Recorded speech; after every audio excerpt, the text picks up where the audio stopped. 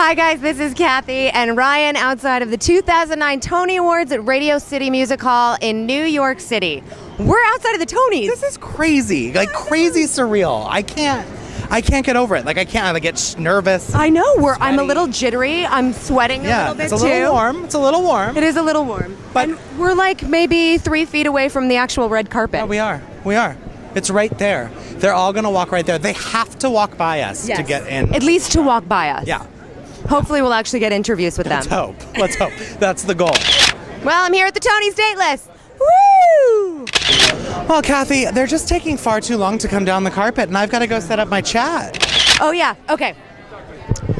So can we talk about the fact that I have a little fake hair in? We're honoring Hair, the musical, so I decided to put in some hair. So I grew up listening to the soundtrack of Hair, but I had never seen a production of it, and it had always been my fantasy to direct Hair. So you had never seen a production? I had never seen a production. I had seen the movie as a kid. Yeah. I went to the Ziegfeld. My brother took me when I was, 13 years old or something.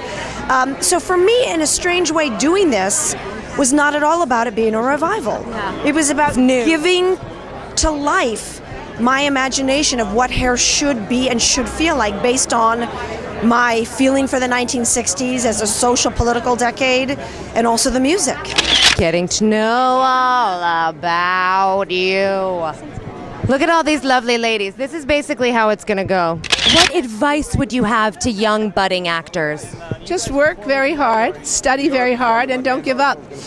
You'll find a place. I have several bathrooms in Midtown that you can get into that don't have a lock. That's good. So I'll be happy to send you that list. That's a good list. And I don't know, just start. I mean, that's people ask, how did it happen for you guys? And you just did it. You just have to do it, and you keep doing it. And people think we're crazy, and people thought we were crazy at the festival, and people thought we were crazy to go off Broadway, and people thought we were crazy to go to Broadway. And we're at the Tony Awards, so we're crazy, but we're a Tony-nominated Broadway show. And we just you kill those vampires, for lack of a better word, and keep going and keep writing what you believe in and what you love. Follow your dream. Don't let other people stand in the way of you and your dream. I mean, if someone tells you no, you can't do that. You don't look good doing that. Shrug it off. I mean, it's your life. Do what you want. How much fun are you having doing the show? Oh man, we're having a blast. We're playing up there every night, shredding guitars, wailing. It's just, what else could you ask for? Okay, let's talk about how crazy the audience gets when they see this show. Any favorite crazy audience moments? Oh, yes, there are some. Well, apparently some woman literally stood up today and flashed her boobs to the entire cast because of the Tonys. We just heard that when we were coming over during the matinee. There's nothing like a little live theater and a little Rock of Ages. Welcome to Rock of Ages. Little spring break fever in the house. We have bare boobies in our show. Yes. In the audience. Tell me what it's like to basically bring a movie to the stage. What was the process like for you? It was a lot of talking, a lot of hashing out. We asked ourselves a lot, what isn't in the movie, what don't we know from the book, and how do we bring this to life in a completely different way? Because, musical theater is a very different medium, and what it does best is it cracks open a character's heart and it lets them sing what's inside. And none of that's in the movie, and none of it's in the book, and that's what we kept doing. That's what we spent 4 years doing. We just missed Dolly Parton, but I was this close to her. I love to dance. The only thing I've ever wanted to do was dance, but what I know as a choreographer is that I have to communicate. And so the first thing that I always do in a show is I have to understand what the story is and who the people are. So when I start a new project, the dance steps don't come first. It's really the thought that comes first. So 9 to 5, it was actually quite easy because we all go through the feelings of having something to offer in life but not being given the opportunity. Will, do you have time? Oh. You've done everything. You've done film. You've done theater. Yes. Anything you haven't done that you'd like to? I'd like to find a Tempest to do somewhere. I would like that. I'd like to start working on that in preparation for Lear. Ooh, I would love that. Getting to know you. Getting to know. How does one prepare to play kind of a in 9 to 5? What kind of language can I use on BroadwaySpace? Oh, it's the internet. Seriously? Yeah.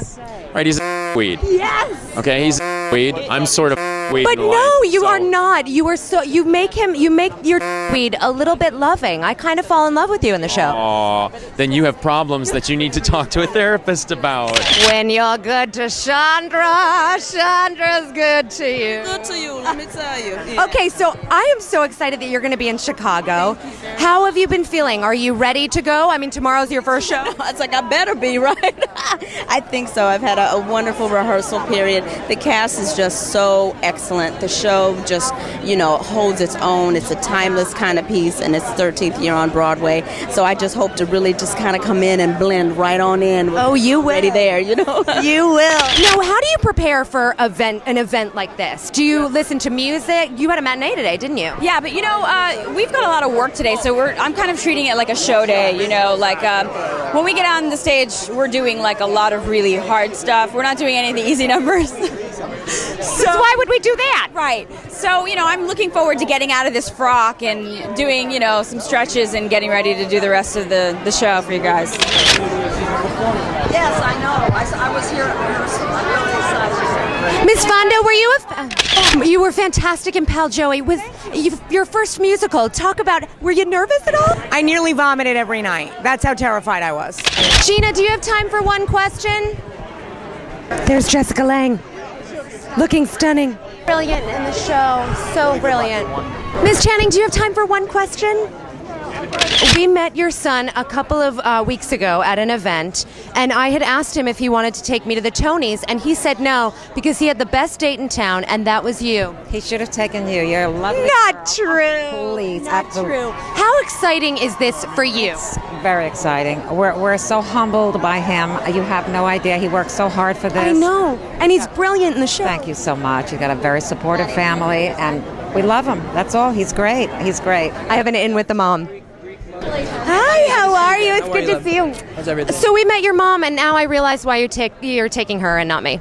Well, I'm sorry about that. But just so you know, she said that she kind of liked me, so... Sweet, we'll hook it up. Right. Facebook me. I'm in, and the fans are cheering because they want me to go into the Tonys. I'm going to knock down Constantine Maroulis' mom, and I'm going to take that seat. I'm just kidding. I would never do that to Constantine's mom. This is Kathy Searle for BroadwaySpace.com at the 2009 Tonys. I'm on the red carpet. I'm laying on the red carpet. Nobody cares now. There's no celebrities here. No one cares. But this is where some of the famous feet have walked. Nicole Kidman, Anne Hathaway, James Gandolfini, Edie Falco. They've all walked on this red carpet. Yeah, and now I'm laying on it. Enjoy the Tonys, kids. I'll see you on Broadway.